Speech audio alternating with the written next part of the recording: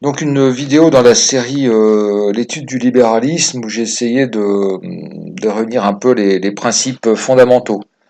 Alors j'insiste, là on est dans la théorie, hein, on est vraiment dans la doctrine, on n'est pas forcément dans la réalité, l'application pratique et autres. Alors si on pouvait résumer ça, donc c'est une doctrine politique et morale qui est centrée sur la primauté de l'individu avec un être humain qui est le seul maître de lui-même. Alors il y a une variante qui est appelée l'utilitarisme, hein, dans lequel on affirme le bonheur, l'objectif principal qui est le bonheur, lui-même permis par la liberté. Et on pourrait résumer ça par le fameux jouir sans entrave de mai 68. Alors un certain nombre de citations et de textes pour vous aider à mieux cerner un peu ce qui est l'idéologie libérale. Donc une citation de Kant, hein, la liberté, l'autorisation d'obéir à autre loi extérieure que celle auxquelles j'ai pu donner mon assentiment. C'est un petit peu complexe quand même. Hein. Citation de Bastia, personnalité, liberté et propriété sont antérieures et supérieures à toute législation humaine. Selon Spinoza, donc l'intérêt général n'est que la somme des intérêts particuliers. Et puis ensuite, last but not least, hein, le plus important, dans les gares comme dans le monde, on croise des gens qui ont réussi et des gens qui ne sont rien. Emmanuel Macron.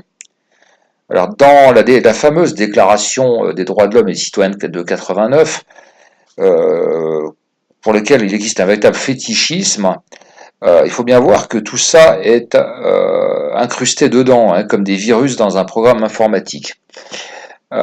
Donc, dans l'article premier, les hommes naissent et demeurent libres et égaux en droit.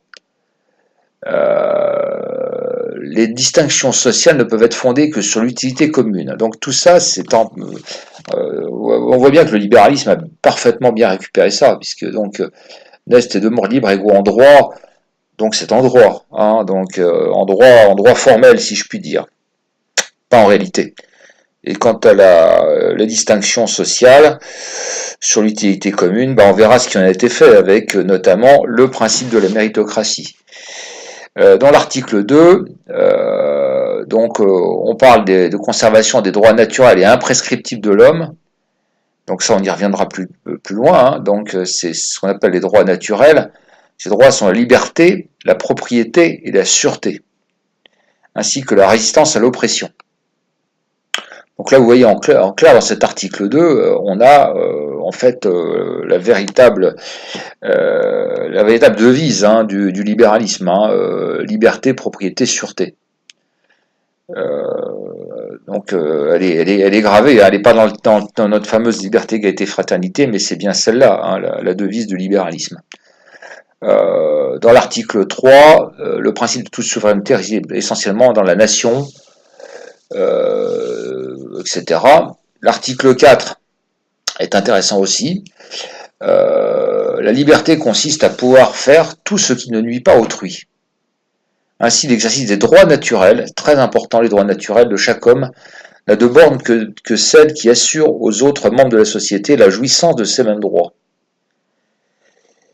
Et ces bornes ne peuvent être déterminées que par la loi. Alors là, c'est encore un virus informatique, hein, donc ça veut dire qu'en fait, vos droits, votre liberté, etc., c'est quand même la loi qui le définira. Et là, tout le virus est en germe, si je puis dire. Dans les principes donc fondamentaux du libéralisme, la liberté, donc théoriquement y compris la liberté d'expression, donc chacun est libre de choisir ses propres fins, ses propres moyens et sa propre morale, dans la mesure où il n'empêche pas les autres d'en faire autant. Voilà une formulation qui ne veut pas forcément dire grand-chose. Parce qu'on n'empêche pas les autres, mais si les autres ne font rien ou se laissent envahir, votre liberté, elle envahit celle des autres. Donc il n'y a aucune contrainte, hein, que ce soit sur le plan moral ou religieux, donc ça c'est quand même assez clair. Donc c'est l'humain demi-dieu. La notion de liberté est liée à celle d'égalité en droit. Bon, donc on est censé reconnaître les mêmes droits que ceux qu'on s'accorde. Donc les implications politiques et sociales, ben, c'est automatiquement, ben, il faut limiter les obligations imposées par le pouvoir politique, le système social, tel que la morale, au profit du libre choix et de l'intérêt de chaque individu. Donc on en revient toujours à donc l'intérêt de l'individu est primordial. Et tout ce qui peut entraver ou limiter cette liberté doit être sévèrement encadré donc par la loi. Donc l'état de droit, donc c'est un état qui est fondé sur le droit, ça c'est très important comme sur le droit formel et sur la présence de contre-pouvoirs. Je pense que quand on réfléchit maintenant à ce que c'est devenu depuis 1789, le plan était très clair. Alors, la notion des droits, alors, donc on parle de droit naturel, donc ça c'est la fraction qu'on appelle le naturalisme, hein. C'est une branche, si je puis dire, du libéralisme. Donc chaque être humain est le seul maître de lui-même. Donc il a des droits inaliénables. Alors, le droit de propriété notamment, donc de disposer à sa guise du fruit de son activité et de ses richesses, et de s'approprier de toute chose qui n'est pas déjà la propriété d'autrui. Donc on a vu un peu ce que ça pouvait donner, notamment dans la conquête des États-Unis, hein, dans la colonisation, hein, tout ça est dans les germes. Pourquoi? Parce que qu'il n'y ait pas de la propriété d'autrui. Bah, bien sûr que si, on s'est approprié, sauf que le problème de la colonisation de l'Afrique ou de l'Amérique, c'est que ils n'avaient pas de papier, ils n'avaient pas de titre de propriété. Donc ça a été très pratique, hein. Donc vous voyez la différence entre le droit, les différents types de droits, hein. Les droits naturels et le droit formel. Donc là, on voit bien dans l'histoire de l'humanité la fourberie et la vilainie du libéralisme. Le droit à la vie, donc droit de légitime défense contre toute agression. Donc là, on en vient à la société américaine, hein, où vous n'avez pas le droit de rentrer chez quelqu'un, vous pouvez vous faire buter. Le droit à la sûreté.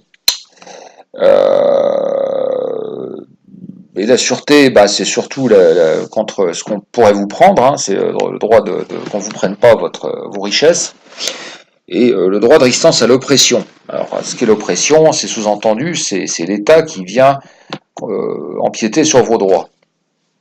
Alors, il y a la notion de droit positif, hein, qui est le droit effectif, hein, c'est-à-dire le droit écrit, celui qui est théoriquement applicable. On y reviendra parce que bien entendu, vous avez compris, si vous avez vu un peu de films américains, de feuilletons américains, vous avez compris que le droit, bah, si vous êtes attaqué, ça veut aussi dire le droit de chercher la moindre faille et de contourner ce droit avec des grands procès très célèbres qui ont abouti à des décisions complètement aberrantes. Alors, autre notion, c'est le bonheur et la jouissance, hein, dans ce qu'on appelle l'utilitarisme, hein, le courant utilitariste, qui reconnaît moins les droits naturels, mais plutôt qui insiste sur le droit au bonheur et la jouissance, donc avec Bentham et Mill surtout. Donc pour eux, les droits naturels, ça n'a pas d'importance. L'objectif, c'est vraiment d'avoir le maximum de bonheur, de jouissance, et ce, grâce à un maximum de liberté. Donc, société heureuse, là où on vit libre et on fait ce qui vous plaît, tant qu'on ne nuit pas autrui. Alors, là, les jouissances, ben, elles sont de tous ordres, hein. Il y a la cupidité, hein, je vous ai mis donc le Picsou, hein. Vous avez le pouvoir, vous avez la sexualité, vous avez le narcissisme avec le fameux chanteur travesti, etc. Donc tout ça, ce sont des jouissances, et donc bah, il faut jouir, hein, de ces choses qui n'apportent pas forcément grand-chose au reste de l'humanité.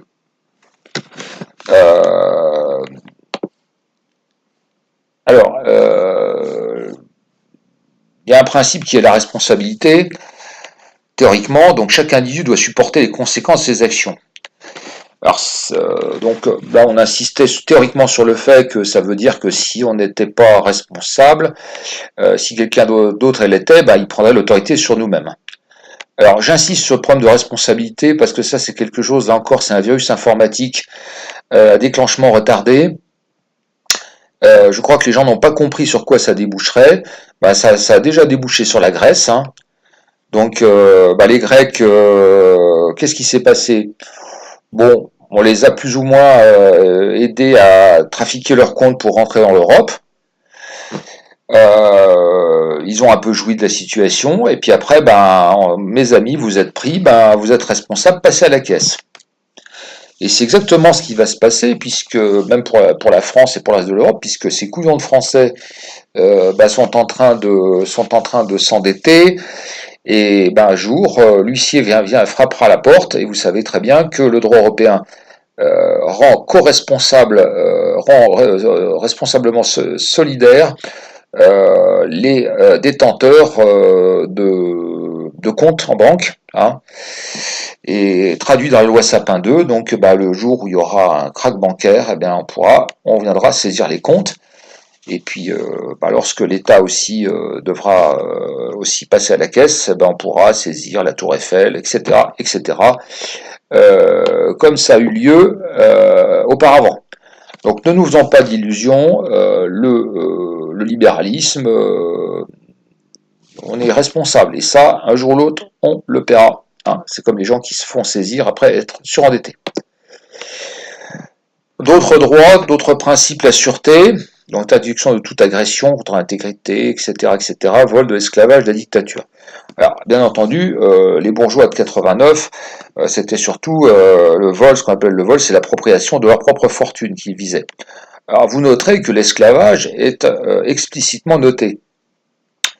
Vous noterez que les principes fondamentaux du libéralisme datent de la Révolution américaine, et vous savez très bien que l'esclavagisme a participé à l'enrichissement de l'Amérique.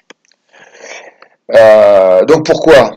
Qu'est-ce qui se passe ? Alors il faut bien comprendre une chose, il y a deux choses, hein, il y a deux principes. Il y a d'abord le principe de se poser la question si est-ce que les maîtres blancs considéraient les esclaves comme des êtres humains ?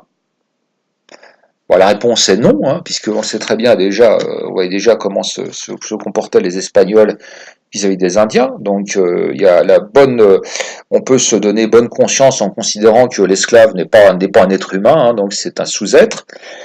Et puis d'autre part, il faut bien voir aussi le caractère très formel du libéralisme. C'est-à-dire que qu'est-ce qui se passait ? Des marchands arrivaient dans les ports avec leurs bateaux et on leur livrait des esclaves. Vous savez, dans la mentalité anglo-saxonne et dans la mentalité libérale, on vous amène des gens alignés sagement. À partir du moment où ces gens-là sont là, ils sont pas agités, ils se rebellent pas, etc. Rien ne prouve qu'ils sont pas là contre leur gré. Il faut bien comprendre ça. Hein. À partir du moment où vous ne manifestez aucune opposition, c'est que vous consentez. Le mot consentement, retenez-le bien parce que c'est quelque chose de clé. Donc à partir du moment où on vous amène une longue file d'esclaves, des gens qui sont cassés, abattus et déprimés, en état de sidération, à partir du moment où rien n'indique formellement qu'ils ne sont pas opposés, qu'ils ne manifestent pas d'opposition, ils consentent. Donc le libéral n'a aucun scrupule à faire monter dans la cale de son bateau des esclaves. Il faut bien comprendre ça. C'est très clair. Alors la tolérance, il affichait un principe de tolérance, et tolérance veut bien dire ce qu'il veut dire, hein, c'est-à-dire que on tolère vos idées, hein, mais c'est tout. À partir du moment où vous ne nous emmerdez pas, ça n'empiète pas sur notre jouissance et notre cupidité, il n'y a pas de souci. Alors, quels sont les adversaires du libéralisme, les principes adverses ?